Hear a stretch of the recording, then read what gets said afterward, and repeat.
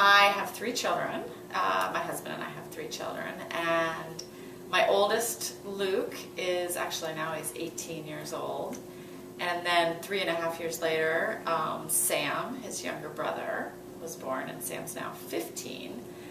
And then 10 years after Luke, Zoe came along. Zoe's 8, almost 9 now. And very typical family. When Luke and Sam were young, we had a cute little house in Burlington. And when Zoe came along, added a third to the family, we really outgrew our home.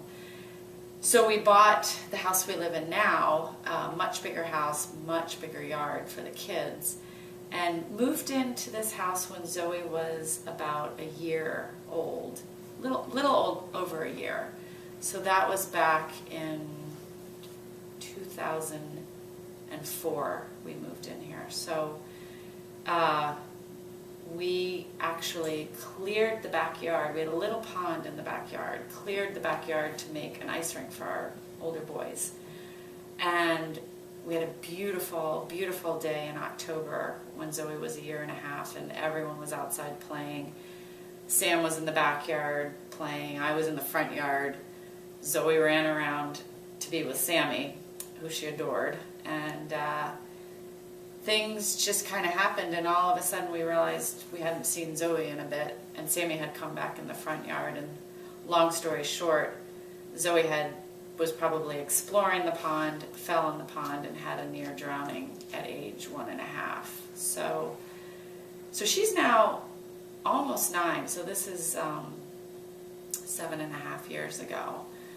So we went through kind of a long road of rehab with her, and she came home from a hospital in Boston probably after 9 months after the accident.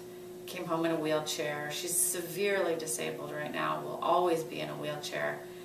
And suddenly the house that we bought was completely inaccessible, which you never notice when everyone can walk in and out the front door.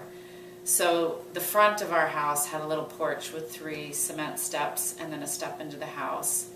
You could also access the house through the garage, but 2 steps coming in through the garage. And so we lived with it for a while, the inside of the house as well, completely inaccessible. Every room, you had a door to go from room to room, thresholds.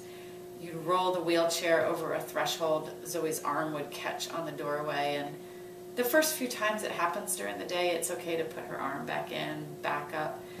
But every day when that happened over and over and over, the house just got to be a challenge. And we were already facing so many challenges, and finally it got to the point where, okay, we need to remodel the house. She's not getting any smaller. And so that process began. I started looking into funding sources for remodeling because we'd been getting incredible amounts of help in terms of the hospital bills through our insurance, her medication and her equipment being covered through Medicaid.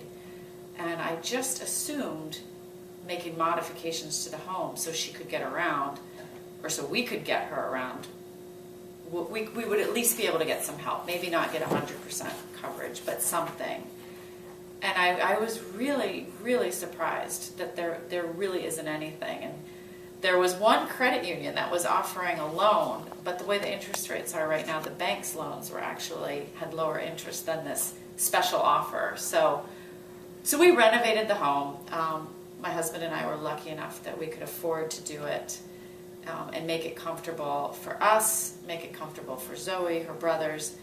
And then another big piece of it is making it comfortable for caregivers to come in and have space, because we have caregivers in the house every single day. So that's where we're at now, though, is our family situation is, I would say, back to normal, what is now normal for the Nestors. 2 boys and a little girl in a wheelchair.